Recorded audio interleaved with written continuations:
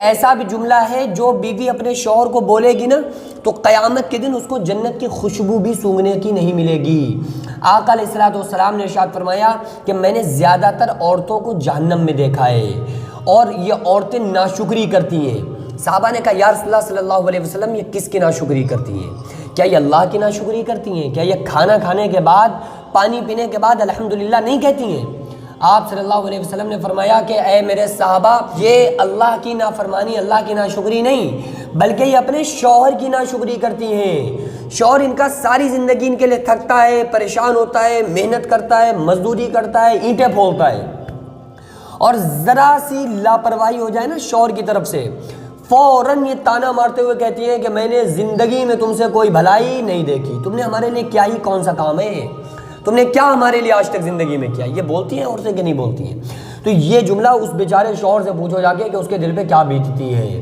آقا علیہ الصلوۃ والسلام نے فرمایا کہ یہ ناشکری ہے شوہر کی، اور جب یہ ناشکری کرنے والی عورت ہوگی نا تو قیامت کے دن اس کو جنت کی خوشبو بھی نہیں سونگھنے کو ملے گی۔ آقا علیہ الصلوۃ والسلام نے پہچان بتائی ہے کہ وہ عورت جہنم میں جائے گی۔ اور دیکھو عورتیں ایسی بھی تھیں کہ ایک مرتبہ ایک عورت، بنی اسرائیل میں ایک عورت تھی، اس کے 2 بچے تھے معصوم، اور ان 2 بچوں کو عورت سمیت ماں سمیت لایا گیا اور اس عورت سے کہا گیا کہ اسلام کو چھوڑ دو۔ اس نے کہا قتل کر دو لیکن ہم اسلام سے باز نہیں آئیں گے، اسلام کو نہیں چھوڑیں گے۔ تو لوگوں نے کہا کہ دیکھو یہ عورت خود تو مر جائے گی، اسلام نہیں چھوڑے گی، لیکن بچوں کے ذریعے اس عورت کو کمزور کیا جا سکتا ہے۔ بچوں کو اگر یہ بچانا چاہے گی نا تو یہ ضرور اسلام کو چھوڑ دے گی، ضرور اس دور میں جو نبی کا کلمہ پڑھا ہوا ہے اس کو چھوڑنے کو تیار ہو جائے گی۔ تو ایک کڑھاؤ میں تیل کھولایا گیا، تصور کیجئے آپ اس لمحے کو کہ ایک کڑھاؤ میں تیل کھولایا گیا، تیل تلچھٹ کی طرح جب وہ ہونے لگا نا، تلچھٹ ہونے لگی، اس میں کھولنے لگا، تو اس میں ایک بڑے بچے کو پہلے اٹھایا گیا اس عورت کے، خاتون کے، اور بڑے بچے کو کھولتے ہوئے تیل میں ڈال دیا گیا۔ اب وہ بھن کے کباب بن گیا وہ بچہ اسی وقت، اور ماں اپنی آنکھوں سے سارا منظر دیکھ رہی ہے، سارا منظر دیکھ رہی ہے، اور کہا جا رہا ہے کہ اگر تم دین سے پھر جاؤ گی نا تو تمہارے بچے کی جان کو بخش دیا جائے گا۔ یہ بلیک میل کیا جا رہا ہے بچے کو لے کر۔ اس نے کہا کہ تم ہمارے بچوں کو ہم سے جدا کر سکتے ہو لیکن ہمارے دل سے اللہ کی اور دین کی محبت نہیں نکال سکتے۔ پھر ایسا نہیں کہ وہ لوگ باز آ گئے ہوں، انہوں نے چھوٹے بچے کو اٹھایا۔ اب آپ سوچ کر دیکھو، وہ ماؤں سے پوچھو جا کر کہ جن کے چھوٹے چھوٹے بچے ہوتے ہیں، جو 2-3 سال کے بچے، کتنی اس ماں کی دنیا بس وہ چھوٹا بچہ ہوتی ہے، اس کے لیے جو دنیا ہے نا، اس کی پوری زندگی ماں کے لیے اس کے سب سے چھوٹا بیٹا بچہ ہوتا ہے۔ اور جب وہی بچہ بعد میں بڑھاپے کی حالت میں ماں باپ کی نافرمانی کرتا ہے تو یار اس کے دل پر کیا گزرے گی؟ پھر وہ کہہ رہے ہوتے ہیں کہ یار ہمارے کاروبار میں برکت نہیں ہو رہی ہے، ہم تباہ ہو گئے، ہم برباد ہو گئے، ہمارے بچے ہماری عزت نہیں کر رہے۔ تم نے اپنے ماں باپ کی عزت کی تھی جو آج تمہارے بچے تمہاری عزت کریں گے؟ تو اس ماں کے احسانات بچے کو یاد کرنا چاہیے کہ یار کیسے اس ماں نے 9 مہینے پیٹ میں رکھا، ہماری ماں نے کیسے ہم کو 2 سال دودھ پلایا، ہمارے پیدا ہونے سے پہلے ہماری ماں کی جو بھی خواہشات تھیں وہ تھیں، ہمارے پیدا ہونے کے بعد ہماری ماں ہی ہمارے لیے سب کچھ تھی، پھر ماں نے ہمارے اپنے لیے جینا چھوڑ دیا تھا۔ بچے کی پیدائش ہوتی ہے نا، جب بیٹا پیدا ہوتا ہے تو عورت اپنے لیے جینا چھوڑ دیتی ہے اور پھر بچے کے لیے جینا شروع کرتی ہے۔ وہ اپنے میک اپ کبھی نہیں کرتی، پھر وہ بچوں کو کریم پاؤڈر انہی میں لگی رہتی ہے، پورا دن انہی کی خدمت کرتی رہتی ہے۔ اور یار پھر جب وہی بچہ، جب اس کے بازو میں طاقت آ جائے، وہ جوان ہو جائے، ماں باپ کیا سوچتے ہیں کہ یار آج ہم بچے کا سہارا بنے ہوئے ہیں، آنے والے وقت میں یہ بچہ ہمارا سہارا بنے گا۔ حالانکہ ماں باپ کی محبت اپنی ہوتی ہے جو کرتے ہیں، وہ اس لالچ میں نہیں کرتے۔ ماں باپ کی محبت بڑی عجیب ہے، وہ اس لالچ میں کبھی اپنے بچوں کی خدمت نہیں کرتے کہ یہ ہمارے آنے والے وقت میں سہارا بنیں گے۔ بس وہ تو یہ ہے کہ سہارا بنو نہ بنو لیکن تم میرے بیٹے ہو۔ لیکن وہ بیٹا جب بڑا ہوتا ہے نا تو ان کو یہ ہوتا ہے کہ چلو یار یہ ہمارا بیٹا، پوری دنیا ہمارے خلاف ہو سکتی ہے لیکن ہمارا بیٹا ہمارے خلاف نہیں ہوگا، یہ ہمارا ساتھ دے گا، یہ ہمارا ہاتھ پکڑ کے چلے گا، یہ ہم کو سمجھے گا، یہ ہمارا بچہ ہے، ہمارا بیٹا ہے۔ لیکن وہی بیٹا جب ماں کے سامنے زور سے اونچی آواز میں بات کرے گا تو اس ماں کے دل پہ کیا گزرے گی؟ اور ماں تو یار ماں ہے۔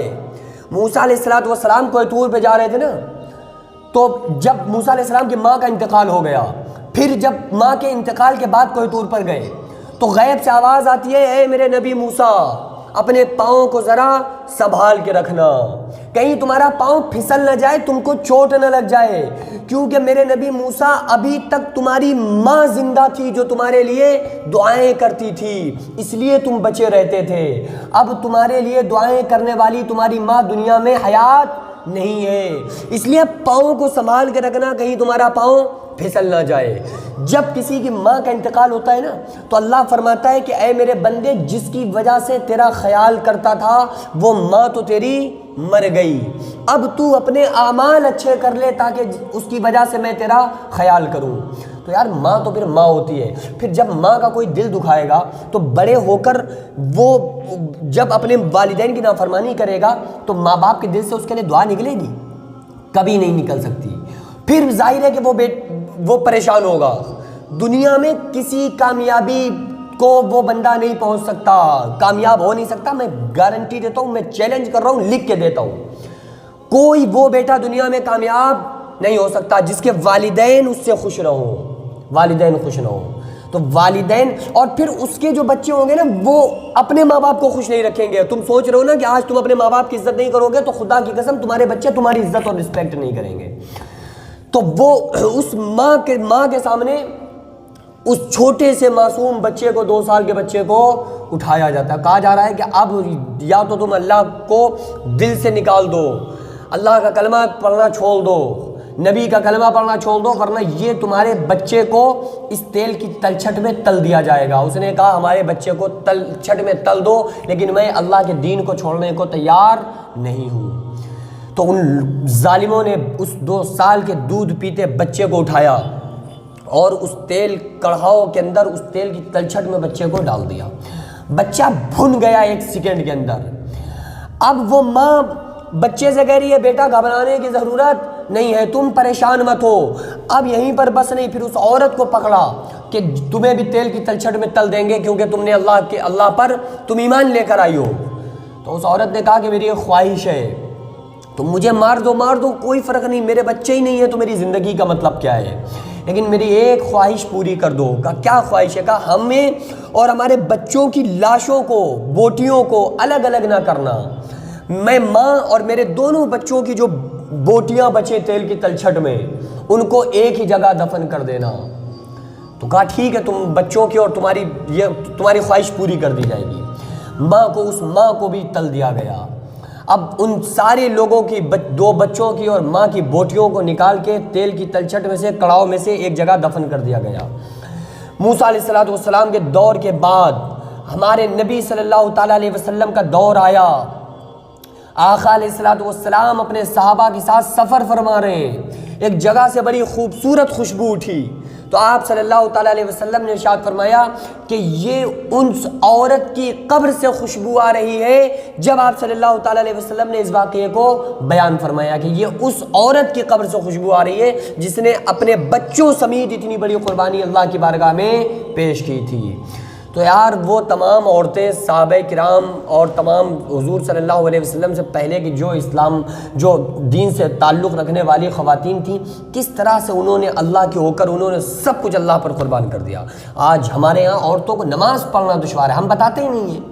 کتنے آپ میں سے ایسے ہیں جو جا کر گھروں میں بتاتے ہیں، کتنے جا کر کہتے ہیں کہ بھائی اپنی عورتوں سے، بیویوں سے، بچوں سے صرف آپ کا نماز پڑھ لینا، مسجد میں آ جانا کافی نہیں ہے، بلکہ آپ جب تک گھر والوں کو دین اسلام نہیں بتائیں گے تو گھر والوں کو بتانا یہ ذمہ داری ہے، شوہر کے اوپر، آدمی پر، باپ پر بیٹی کی ذمہ داری ہے، بھائی پر بہن کی ذمہ داری ہے، ایک شوہر پر بیوی کی ذمہ داری ہے۔ صرف کھلانا پلانا اور کھانا پینا یہی دنیا نہیں ہے، اس کو جا کر دین اسلام بتاؤ، نہیں بتاؤ گے قیامت کے دن آپ کی بھی بڑی سخت پکڑ ہوگی۔